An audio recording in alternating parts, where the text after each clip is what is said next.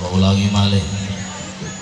Sing jawab salam kula, yang menjawab salam saya, tak dongakne rezekine lancar. Sing dereng angsal jodoh, tak dongakne angsal jodoh. Tapi mbah-mbah ojo amin ya. Sing pun sepuh-sepuh ojo amin. Yang menjawab salam saya, tak dongakan keluarganya menjadi keluarga sakinah mawadah warahmah. Mudah-mudahan putra putri jenengan jadi putra putri ingkang soleh lan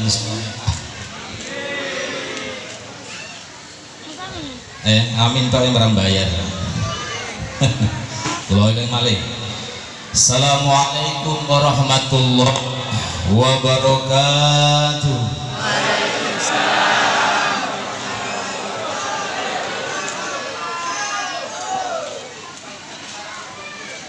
Bismillahi masyaallah, la yastukul khaira illallah. Bismillahi masyaallah, la yasrifus su'a illallah. Bismillahi masyaallah, ma kana min nikmatin fa minallah. Bismillahi masyaallah, la haula wala quwata illa billahil aliyyil azim. Alhamdulillah, alhamdulillahilladzi an'ama alaina bi ni'matil iman wal islam wa arsala rasulahu ala kafatil umam sayyidina wa maulana wa habibina Muhammadin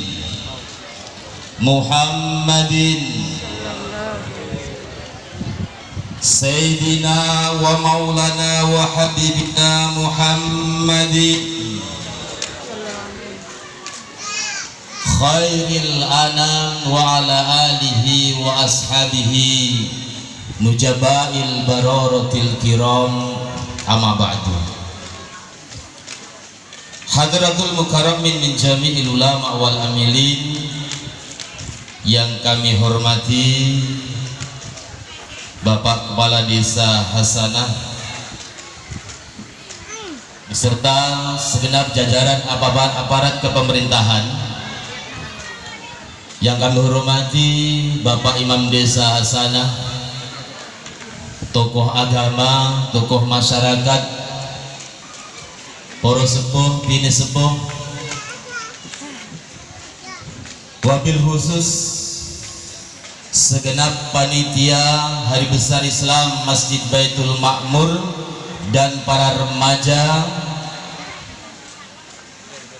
yang semangatnya luar biasa untuk kegiatan peringatan Hari Besar Islam dan santunan yatim piatu pada hari ini, serta kaum muslimin muslimat, bapak ibu hadirin, serta anak-anakku yang dirahmati Allah Subhanahu wa ta'ala. Tiada kata yang paling indah yang patut kita ucapkan pada saat hari ini melainkan ucapan puji syukur kehadirat Allah Subhanahu wa ta'ala. Di dalam kesempatan pagi menjelang siang hari ini, kita dengan izin dan rahmat Allah Subhanahu wa ta'ala dikumpulkan dalam satu majelis atas izin Allah, taufik hidayah dan inayah dari Allah Subhanahu wa ta'ala, atas kenikmatan segala nikmat iman Islam kita, kesehatan jasmani dan rohani, fadlu minallahi ta'ala. Salawat dan salam senantiasa kita haturkan dan kita hadiahkan pada junjungan Nabiullah Nabi Agung Muhammad sallallahu alaihi wasallam, pada keluarga besarnya, para sahabat, serta para umat yang senantiasa istiqomah memperjuangkan adinul Islam. Hadirin kaum muslimin muslimat yang dirahmati Allah Subhanahu wa taala.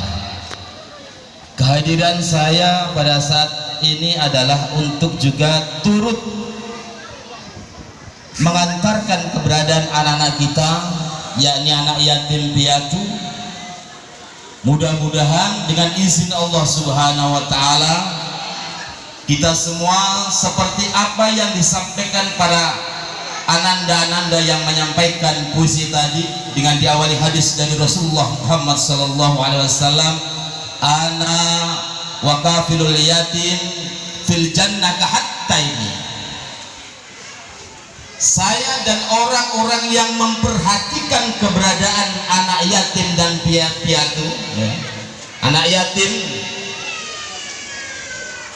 fil jannah kahattaini, nanti di surga dekatnya seperti telunjuk jari dan jari tengah ini. Dan betapa dosanya, betapa dosa besar kita semua sebagai umat Islam. Dalam 1 tahun kok tidak ada orang yang memperhatikan keberadaan mereka itu. Olehnya itu, momen pada saat ini dengan tema peringatan tahun baru Islam, mari kita jadikan momentum memperbaiki diri dan sekaligus dirangkai dengan atau mewujudkan untuk mensantuni anak yatim dan piatu. Bapak Ibu hadirin dirahmati Allah Subhanahu wa taala, saya salut dengan segenap PHBI yang dipromotori Pak Makrus, juga Mas Joni dan semuanya, para remaja yang antusias menarik untuk kegiatan penyelenggaraan memperingati Hari Besar Islam dan santunan anak yatim piatu ini. Luar biasa, sampai tadi Pak Makrus neteskan air mata untuk gak ceblok ya. Itu saking terharunya, saking merasuk di dalam jiwanya, dalam hatinya ya, dengan apa yang dilakukan dengan segenap yang didukung oleh masyarakat seluruh umat desa sana ini. Makanya disampaikan juga banyak terima kasih para umat masyarakat desa sana yang antusias untuk menyukseskan kegiatan peringatan Hari Besar Islam dan santunan anak yatim piatu tersebut.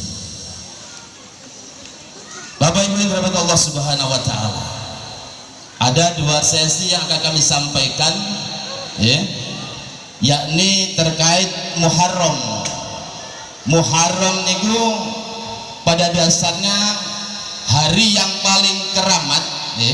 Nanti ada korelasi, ada hubungan dengan santunan anak yatim piatu. Saya jelaskan dulu ya, tentang Muharram, atau di dalamnya ada namanya Asyura.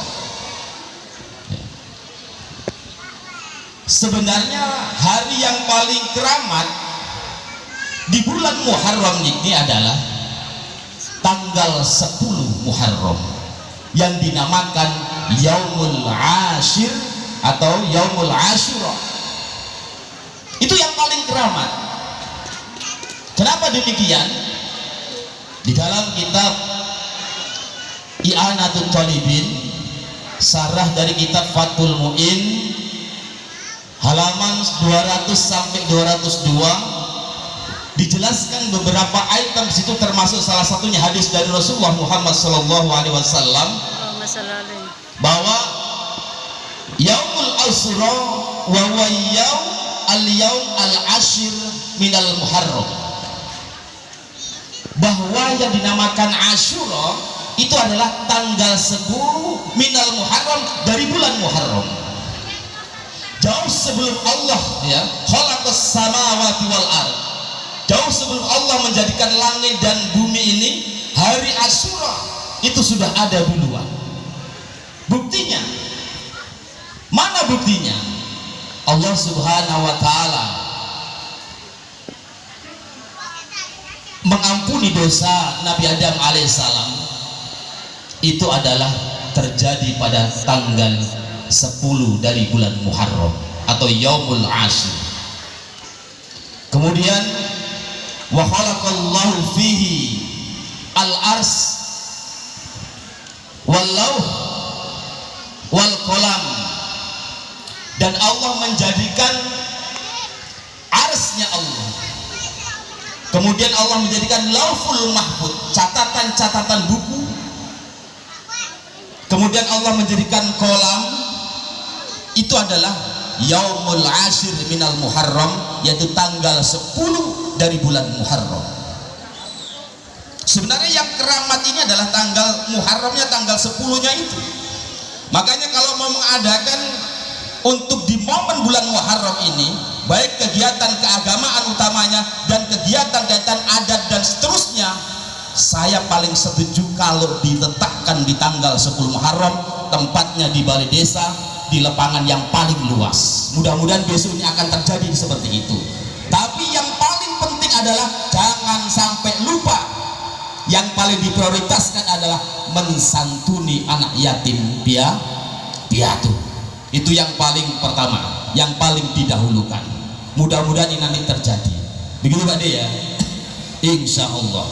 Sehingga masyarakat kompak menyaksikan untuk peringatan Hari Besar Islam, dan sekaligus dirangkaikan santunan yatim piatu, dan setelahnya itu mau hiburan, mau kegiatan yang sejenisnya, monggo untuk dilakukan. Kadang orang berpikir yang negatif thinking pada diri saya, Pak Edi itu gak gelem hiburan, jadi sopo lo hiburan aku lo nomah yang termasuk istri saya sendiri kan hiburan juga. Pak Edi gak gelem jaranan, jadi sopo aku mendinoki yang jaran, cuma rasa ketoknya wong, cuma jaran saya dengan jaran sampean berbeda. Tapi ya ini rahasia kan kata Pak Edi ki wayangan gak seneng jare sopo, aku seneng cuma gak ngerti artinya, seperti Pak Desa. Olehnya itu momen-momen yang akan datang tahun depan ini banyak jadi di depan dia ini cahaya penyiksaan ini.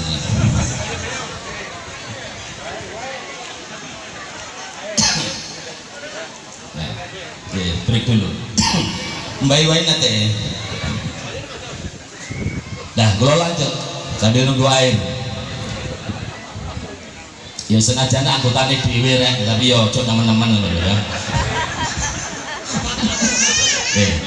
Kulo terus nih. Jadi banyak lagi. Thank you so much. Iki genek anu ya, apa jenenge kon jeglak ini ngene iki ya. Kon gaglak ini iki ya. Cah-cah iki kan kon ngajari elek nang aku to ya. Oh, rong teko. Ya, alhamdulillah. Wis senajan aku start ecek-ecek ya paling enggak ya diganu rek. Jekohane sak kepok. Nah. Ya. Bismillah.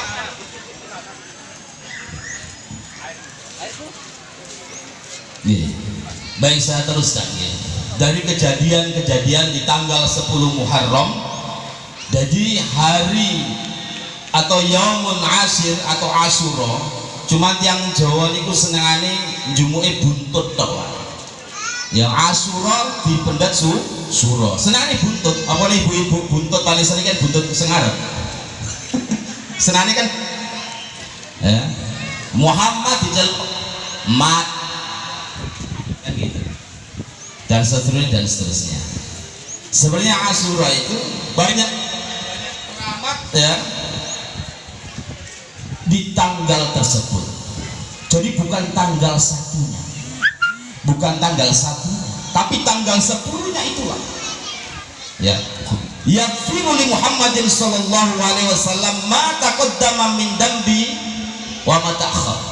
Allah juga mengampuni dosa-dosa Nabi Muhammad sallallahu alaihi wasallam di Yaumul Ashir, tanggal 10 Asyura tersebut. Ya. Dan termasuk Allah menyelamatkan Nabi Nuh alaihissalam bersama para orang-orang yang mengikutinya sebanyak 80 orang. Bayangkan dakwah Nabi Nuh alaihissalam itu lamanya adalah 850 tahun. Gak main-main. Umurnya Nabi Nuh kurang lebih 900 tahun. Pak Desa siapa? Tiga umur 800 tahun. Oh, betul siap. Siap angkat tangan. Mulai betul siap. Kayak Switan alhamdulillah. 850 tahun lamanya Nabi Nuh ya, 850 tahun berdakwah. Yang mengikuti Nabi Nuh hanya 80 orang. Bayangkan ibu sekalian, lek dihitung satu tahunnya berarti nggak ada. Berarti dalam 100 tahun itu hanya dapat 10 orang. 100 tahun dakwah Nabi Nuh alaihissalam untuk mengajak umatnya untuk bertauhid kepada Allah Subhanahu wa taala, ya. Itu setiap 100 tahunnya dikalkulasi hanya 10 orang. Kali 8 berarti 850, ya. 800 tambah 50, 50 dia enak. Bersama orang-orang yang sebanyak 80 orang tersebut, Allah menyelamatkan Nabi Nuh alaihissalam karena adanya terjadinya banjir bandang. Dan disitulah ketika Allah menyelamatkan, turunlah Nabi Nuh bersama umatnya, termasuk ada keluarganya dan anak-anaknya, kecuali Kan'an yang menentang ajakan Nabi Nuh alaihissalam untuk bertauhid kepada Allah, beriman kepada Allah. Kemudian setelah turun dari perahu, ini sejarah penting. Jadi bahasanya tiang kalian poros ini bahasanya ngeten.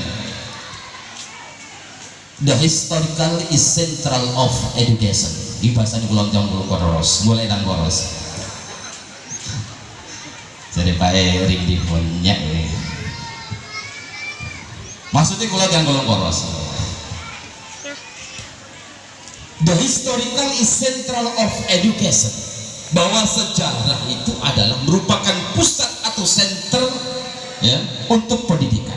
Makanya kalau kita tidak bisa mengenang sejarah, tidak ada yang bisa kita lakukan, ya. Berapa pentingnya sejarah, termasuk sejarah di sana ini sampai munculnya nama desa sana yang detail saat selesai ini saya nggak tahu, Pak. Jadi kila wakola, kola wakila, mek jerene, jere dan jerene. Makanya perlu digali sejarah lainnya desa sana ini munculnya namanya seperti itu, dari mbah-mbahnya, buyutnya, neneknya dari siapa, ini perlu kita gali. Sehingga kita bisa meniti lakon dengan nama yang baik tersebut. Ini asbabul nuzulnya, ya, lahir dan munculnya nama tersebut yang baik ini dari siapa? Ini penting. Letaknya pentingnya sejarah. Kemudian ketika turun dari perahu tersebut, para umatnya tersebut menyampaikan, ya Nabi Allah Nuh, ya Nabi Nuh, saya lapar sekali, kami semua lapar, karena beberapa malam, beberapa hari dalam kapal tersebut tidak makan dan tidak minum. Akhirnya Nabi Nuh mengumpulkan umat-umatnya, dan ada beberapa makanan yang dibawa, biji-bijian yang dibawa, bukan makanan, ya, dari bentuk kacang-kacangan, termasuk diantaranya adalah sejenis beras tapi dari jenis-jenis ketan, ya, sab'un minal hubub, diterangkan sebegitu, 7 bentuk bagian daripada biji-bijian, kemudian dimasak, ya. Maka disitulah letaknya bahwa awalu yatbahu tobaha fi awali wajhil ardi. Pertama kali adanya masak-masak itu sebenarnya berawal dari Nabi Nuh alaihissalam, ya. Adanya api dinyalakan untuk menanak nasi dan seterusnya, ya, itu sebenarnya dari Nabi Nuh alaihissalam, karena umatnya menyampaikan bahwa mereka lapar semua, ya Nuh, Nabi Nuh, kami lapar semua. Akhirnya masak dari jenis makan tersebut, ya, namanya jenisnya kayak jenis bubur. Makanya ada istilah namanya jenang atau bubur suro. Sebenarnya asbabul nuzulnya dari situ.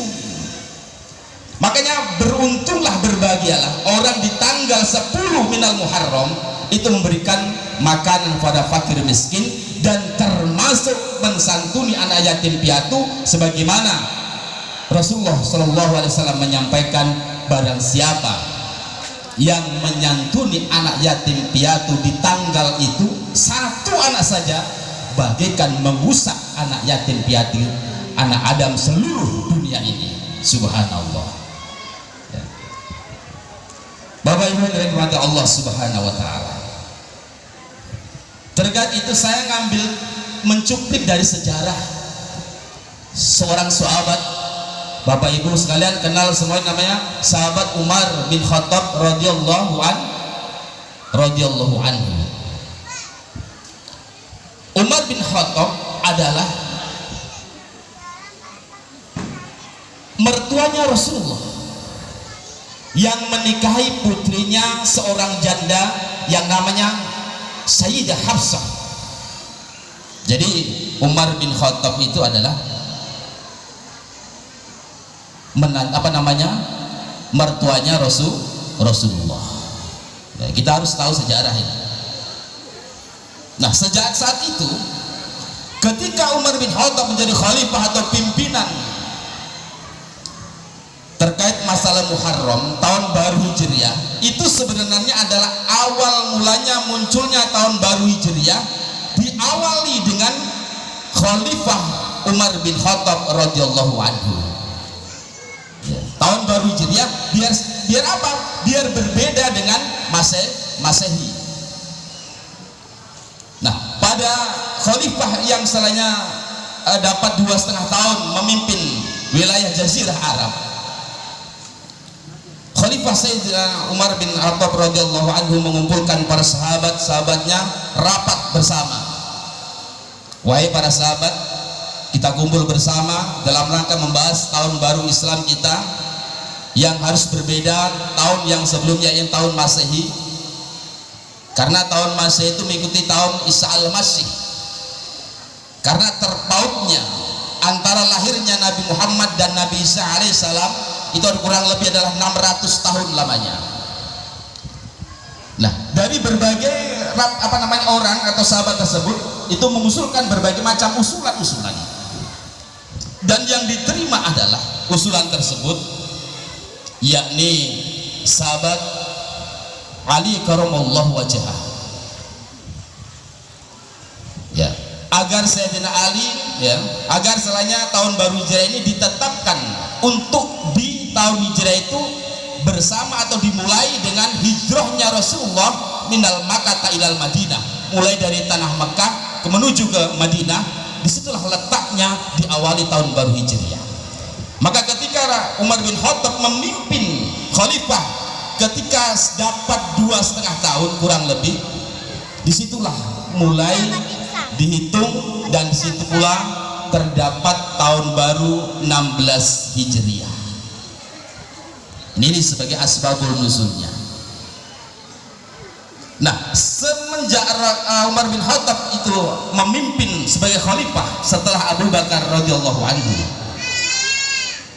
itu menyampaikan demikian: wahai kaumku semuanya, wahai saudara-saudaraku semuanya, kami dan kalian semuanya adalah wali dari untuk anak yatim dan piatu. Ini kalimat pertama yang disampaikan Umar bin Khattab, saking pedulinya pada fakir miskin dan utamanya anak yatim dan piatu. Ya. Kami, saya dan kamu sekalian adalah punya kewajiban untuk menjadi wali-wali dari anak yatim piatu tersebut. Maka apabila saya diserai harta anak yatim piatu, maka saya akan menjaganya dengan baik-baik. Ini kalimat yang diucapkan, yang disampaikan oleh beliau sahabat Umar radhiyallahu anhu. Nah, olehnya itu kegemaran sahabat Umar itu, Pak Den, ya, ini kegemarannya sahabat Umar. Kalau malam jam 12 malam itu ronda malam, Pak. Ronda malam. Keliling di kota-kota sambil menyelusuri di wilayah-wilayah terpencil. Ya, walaupun tidak setiap malamnya, tapi sering dilakukan oleh sahabat Umar bin Khattab. Satu ketika Umar bin Khattab bersama Ibnu Abbas. Ibnu Abbas itu adalah pamannya, anak pamannya dari Rasulullah yang namanya Sayyid Abbas, punya anak namanya Abdullah dan dijuluki namanya Ibnu Abbas. Kemudian sahabat Umar mengajak Ibnu Abbas, wahai Ibnu Abbas, mari ikut saya. Jam 12 ke atas menyusuri kota-kota sampai wilayah-wilayah terpencil. Di situ mendengar tangisan, ya, secara sayup-sayup didengar oleh telinganya. Kemudian sahabat Umar bin Khattab bersama Ibnu Abbas mulai mendekati di mana letak tangisan itu berada. Setelah kemudian didekati dan didekati, ternyata ada segubuk ada gubuk kecil yang reot, yang di dalamnya ada beberapa anak kecil yang menangis. Kemudian didengarkan, kemudian sedikit dilihat, setengah diintip, ya. Tapi kalau pemerintah sekarang misalnya ronda malam jam 2 malam, jam 3 malam begitu keperui cah-cah nom-noman ini. Apa Pak di bengi-bengi dari nyusuri lorong-lorong. Ini malah dikeperui cah-cah nom-noman ini. Ini sedang gambaran. Nah, ketika Umar bin Khattab bersama Ibnu Abbas, ya, beberapa jam kemudian telah dilihat aktivitas yang dilakukan seorang ibu dan beberapa anak yang tidak ada ayahnya. Anaknya menangis terus karena kelaparan. Ternyata yang dimasak beberapa jam itu hanya air dan batu saja. Bayangkan Pak, kalau di tempo dulu orang fakir yang kalau tidak betul-betul tidak ada sama sekali, yang dimasak ya seperti itu, atau mengganjal perutnya dengan batu beberapa hari. Dan ini pernah dilakukan oleh baginda Rasulullah SAW, ya. Setelah kemudian sahabat Umar tidak serantanan. Apa bahasanya serantanan? Bahasa Indonesia ini serantanan apa Pak Magus? Enggak kanten. Ini bodoh bahasa Jawa. Enggak kanten. Enggak serantanan. Ya, enggak sabar. Kemudian mendatangi sang ibu bersama anak kecil tadi. Wahai ibu, dari tadi saya lihat, saya dengar, ya, ibu tadi masaknya lama sekali. Sebenarnya apa yang ibu masak? Tuan, kami ini tidak ada apa-apa yang dapat kami makan untuk pada malam hari ini. Anak saya menangis, saya masak air dan di dalamnya batu. Itu karena biar anak-anak saya nanti kalau sudah nangis, lelah, biar tidur terlelap, sehingga berhenti dari tangisannya. Coba bisa kita bayangkan di tempo dulu, kalau orang sudah fakir, begitu fakirnya, keberadaannya yang begitu tidak ada, hanya air dan batu yang dimasak. Kemudian Umar bin Khattab, ya, hatinya terenyuh dan seketika, wahai Abbas, ayo kita pulang. Pulang ke rumahnya Umar bin Khattab, bukan pulang ngambil di uangnya pemerintah, artinya uangnya rakyat, bukan, ngambil di dapurnya sebanyak 1 karung dari gandum, jenis tepung dari gandum, dan beberapa bumbu-bumbu dan minyak samin, lalu diangkat sendiri oleh Umar bin Khattab. Wahai Abbas, kamu membawa minyaknya samin ini dan beberapa berbumbu-bumbunya, biar saya yang membawa karung tadi itu istilahnya terigunya atau yang berasal dari gandum tersebut, ya. Sehingga setelah itu Umar bin Khattab dan Ibnu Abbas berjalan terengah-engah, ngos-ngosan. Ibnu Abbas tidak rela, wahai khalifah, biar saja saya yang mengangkat, Tuan kecapean, biar saya saja yang mengangkat, wahai khalifah. Tidak Ibnu Abbas, ya, biar saya yang mengangkat. Apakah kamu mau menanggung dosa saya nanti di akhirat? Ini pemimpin ini. Apakah kamu mau menanggung dosa saya di akhirat? Biar saya membawa ini, walaupun seberat apapun, tetap saya yang bawa. Dibawa ke rumahnya ibu, dari rumahnya yang jauhnya kiloan meter, tidak hanya 100-200 meter, tapi kiloan meter. Setelah itu datang ke rumahnya sang ibu bersama anak tersebut. Lalu Umar bin Khattab bersama Ibnu Abbas memasaknya sendiri, sehingga disaksikan beberapa anak kecil tersebut setelah selesai diambil mangkok, kemudian ditaruh di dalam mangkok, kemudian diberikan pada anak-anak yang tidak ada ayahnya tersebut, bercanda bermain-main bersama anak tersebut. Ya, sekarang mungkin diajak main jumpritan lah, kalau bahasa sekarang jumpritan dan sejenisnya itu. Ya. Setelah kemudian itu anak itu kecapean, akhirnya tertidur dan gantian ibunya yang diinterogasi. Ini jangan negatif thinking, kira-kira gelem apa ora ragu, jangan seperti itu pemikirannya. Setelah itu ditanya ibu apakah masih ada selain keluar anak-anak ini keluarga ibu? Tidak ada ya Tuan, saya tidak punya keluarga kecuali dengan anak-anak ini.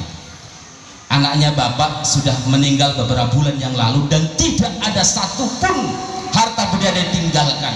Olehnya itu harta saya habis itu untuk mencukupi anak-anak ini. Oh begitu. Sebenarnya saya akan menyampaikan kepada Umar bin Khattab, Khalifah Umar bin Khattab, tapi saya tidak sempat karena sebenarnya saya ingin kerja untuk mencari kelanjutan kehidupan untuk anak-anak saya, akan tetapi anak-anak saya yang masih kecil-kecil ini tidak bisa saya tinggalkan. Sebenarnya saya ingin mengadu kepada Khalifah Umar bin Khattab, tapi saya belum sempat.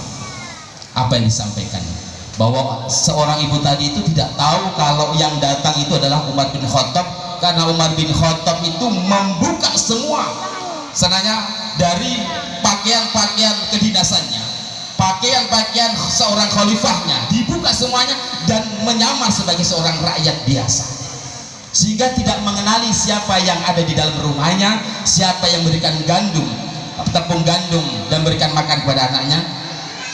Dia adalah seorang khalifah, seorang presiden di jazirah tanah Arab pada waktu itu.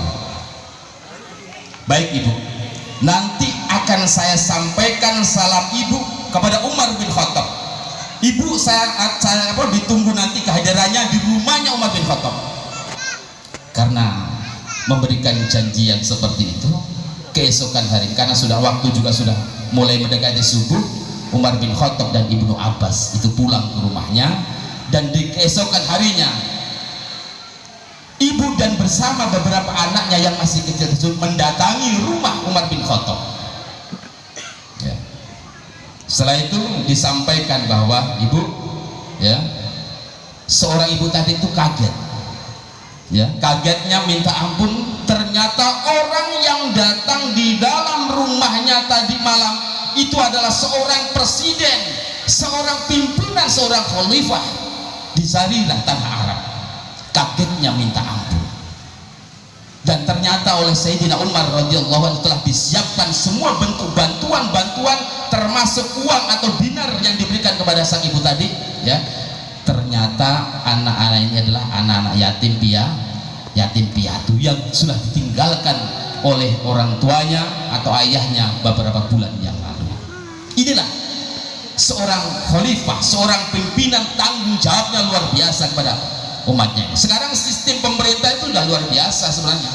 Dari pusat, ya, dari pemerintah pusat sana, dari Jakarta menyampaikan, dari presiden menyampaikan untuk saudaranya, untuk gubernur disampaikan, bupati disampaikan kepada camat turun ke desa turun ke dusun turun RT untuk mencari siapa di antara mereka yang membutuhkan bantuan dan hak yang layak untuk dibantu. Ini yang masih jarang kita harapkan pemimpin yang seperti itu. Mudah-mudahan ke depan, saya bukan kampanye, ya, mudah-mudahan ke depan Luwu Utara ini, ya, dipimpin oleh orang-orang yang betul-betul punya tanggung jawab dan memperhatikan orang-orang yang membutuhkan bantuan, dan utamanya adalah santunan yatim piatu.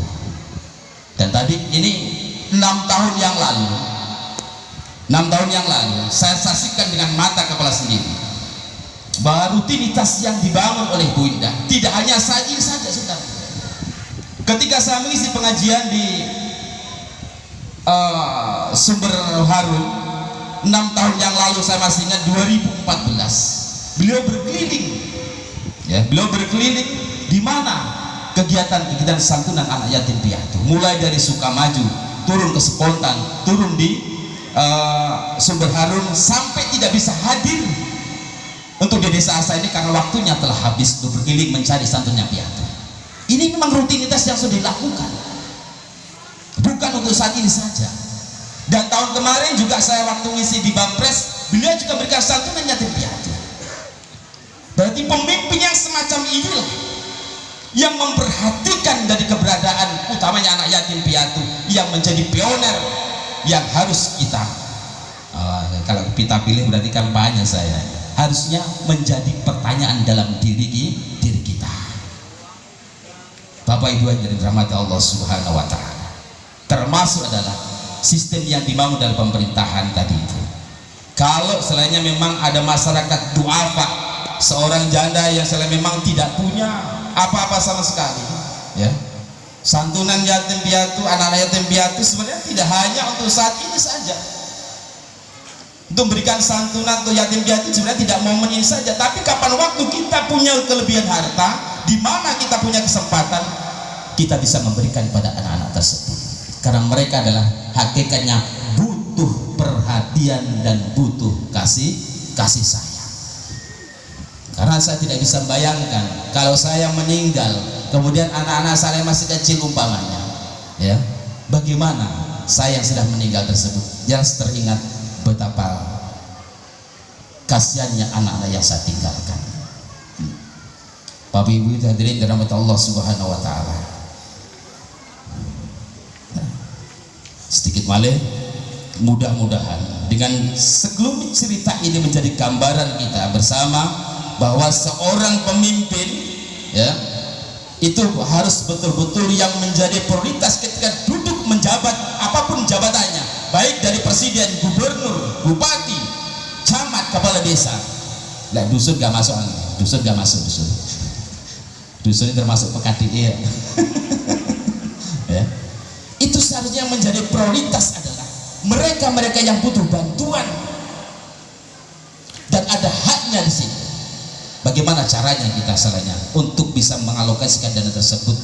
Saya yakin dan percaya bahwa pemerintah semua ada alokasi yang bisa untuk disisipkan pada mereka-mereka yang butuh bantuan. Inilah kalau selainnya keberadaan bangsa negara sampai turun ke wilayah masing-masing dan di desa masing-masing, memperhatikan keberadaan orang-orang yang butuhkan uluran bantuan, memperhatikan anak-anak yatim piatu, itulah akan menjadi negara yang dijauhkan dari segala bala dari Allah Subhanahu wa taala. Ya, insya Allah demikian. Kalaupun terjadi, itu adalah ujian dari Allah Subhanahu wa taala. Jadi musibah itu ada 3 pokok, ada 3 poin. Ya. Musibah itu ada 3 poin. Ada 3 macam. Pertama, musibah yang diberikan kepada orang-orang yang beriman kepada Allah, itu namanya adalah ujian. Musibah yang diberikan kepada orang-orang yang beriman kepada Allah, bertauhid kepada Allah dengan kalimat la ilaha illallah, itu namanya ujian. Kemudian musibah yang diberikan kepada orang-orang yang imannya agak rusak, ya, itu namanya adalah peringatan. Dan musibah yang diberikan pada orang-orang yang tidak beriman, itu namanya adalah azab dari Allah Subhanahu wa taala. Kita sebagai orang yang beriman dan kelas kita, ya, taraf selainnya ujian kita berbeda. Sebab la yukallifullahu nafsan illa wus'aha. Allah tidak akan pernah menguji seorang hamba, menguji kita semuanya, kecuali sudah diukur taraf kemampuan kita masing-masing. Makanya kemarin disampaikan oleh Pak Imam waktu khutbah sampai 2 kali, ya, khutbahnya menggantikan karena yang tidak hadir. Itu menyampaikan kalau biasanya yang terjadi ibu-ibu, ada suaminya meninggal yang tampannya luar biasa, yang nikahnya belum lama, ya, Kok sampai dia meratapi, menangisi yang begitu luar biasa, sampai merobek-robek bajunya, memukul-mukul wajahnya. Itu memang diharamkan bagi orang perempuan yang seperti itu, walaupun telah ditinggal mati suaminya tersebut. Tapi kalau ibu-ibu meninggal dunia, bapak-bapak malah ketawa. Alhamdulillah, sokule ganti meneh. Kalau ibu-ibu itu kalau suaminya meninggal itu kok luar biasa kesedihannya. Tapi kalau bapak-bapak biasanya ditinggal ninggal ibu-ibu, biasanya alhamdulillah iso golek ganti meneh. Kapan iso ganteni sengkai dan seterusnya. Hadirin yang dirahmati Allah Subhanahu wa taala, karena sudah siang, mudah-mudahan kegiatan ini saya berharap secara pribadi kegiatan ini bisa ke depan, tahun depan bisa terwujud dengan izin Allah. Kita bareng-bareng, kita sama-sama merajut kebersamaan untuk menuju yang lebih indah, menuju yang lebih baik di tahun mendatang. Kita kumpul bersama. Berapa banyaknya iuran yang kita selainnya kumpulkan dalam per kakak, misalkan 50.000, yang 20.000 prioritaskan untuk santunan yatim piatu, yang 30.000 untuk operasional dan selanjutnya, baik itu kegiatan untuk selainnya adat istiadat, kegiatan untuk hiburan. Tapi jangan pernah meninggalkan yang 20.000 untuk prioritaskan kepada yatim piatu, dan kegiatan paling diprioritaskan adalah hal yang tersebut. Insya Allah kalau yang demikian ini, kebersamaan untuk desa Hasanah ini yang kita bangun bersama akan terwujud, dengan catatan harus ada kesadaran, tidak tebang pilih, tidak membedakan barat dan timur. Kita merajut kebersamaan sama-sama untuk mewujudkan desa betul-betul desa hasanah, desa yang baik. Pinten kakak padi teng desa Hasanah, pinten kakak ini 480 wes dikurangi 80 kali 400, saya ketahuan dalam 1 tahun kita sisihkan 50.000, ya berarti 20 juta. 20 juta kegiatan untuk santunan, 10 juta prioritas. Kemudian yang 10 juta untuk kegiatan yang lain-lainnya, termasuk kesenian, jaranan yang akan nanti dipandu oleh Pak kali ini, dan kemudian adat istiadatnya macam-macam, sepanjang tidak musyrik kepada Allah Subhanahu wa taala. Ya. Sepanjang tidak memusyrikkan dari bentuk kegiatan tersebut. Tidak mau apa-apa, bukan masalah nih. Manusia butuh hiburan. Cuman kadang-kadang tiang itu negatif tinggi kepada diri saya. Makanya jangan pernah, selainnya saya tidak pernah memaksa jenengan, jangan sampai juga memaksa kepribadian saya. Artinya lana a'maluna walakum a'malakum la hujjata bainana wa bainakum Allahu yajma'u bainana wa ilal masir. Amal, masal bicara amal yo, monggo amal jenengan, amal kula nggih amal kula kula kiambak. Karena apa? Tidak ada yang perlu diperdebatkan. La hujjatah bainana wa bainakum. Tidak ada yang perlu kita perdebatkan di antara kita semuanya. Kenapa? Karena hakikatnya Allahu yajma'u bainana wa ilahil masir. Hanya kepada Allah kita kembali. Sepanjang kita dapat merajut kebersamaan, persaudaraan, uhwah Islam betul-betul kita bangun, yang tidak membedakan tebang pilih antar persaudaraan, insya Allah akan terwujud kalau memang itu dicita-citakan kita bersama. Allahumma amin. Sehingga kegiatan menjadi lebih meriah kembali. Karena apa? Momen 10 Muharram itulah yang sebenarnya momen yang paling keramat, momen yang paling mulia. Kalau bahasa yang Jawa kan keramat. Keramat itu adalah hari yang mulia, hari yang banyak selainnya diistimewakan oleh Allah Subhanahu wa taala. Tadi hanya saya cuplik beberapa kejadian-kejadian yang ada di bulan Asyura atau 10 Muharram tersebut. Sebenarnya masih banyak ratusan ya kejadian-kejadian yang terjadi pada tanggal 10 Muharram tersebut. Yang keramatnya itu adalah tanggal 10 Asyura, bukan 1 Muharramnya, 10 Asyuranya. Nah, ini yang menjadi catatan kita bersama. Kenapa? Semua itu berdasarkan dari kitab-kitab yang dikarang oleh para ulama-ulama, dan kita itu hanya bisa mengikuti para ulama. Adapun nanti selebihnya kegiatan yang lain itu bagian daripada kegiatan kemanusiaan, kegiatan sosial. Baik Bapak Ibu yang dirahmati Allah Subhanahu wa taala, mungkin hanya itu yang dapat saya sampaikan. Kurang lebihnya mohon maaf. Mudah-mudahan kegiatan ini senantiasa berlanjut dan berlanjut, yang dipromotori oleh Pak Makrus, Mas Joni, dan beberapa teman-teman yang lain, namanya para remaja. Mudah-mudahan ke depan lebih maju, lebih giat, lebih semangat untuk merajut asa kebersamaan agar Indonesia ini, Luwu Utara khususnya, menuju baldatun thayyibun wa rabbun ghafur, menuju Luwu Utara yang lebih maju, lebih bisa, dan lebih indah suasana. Kira anu naik dokter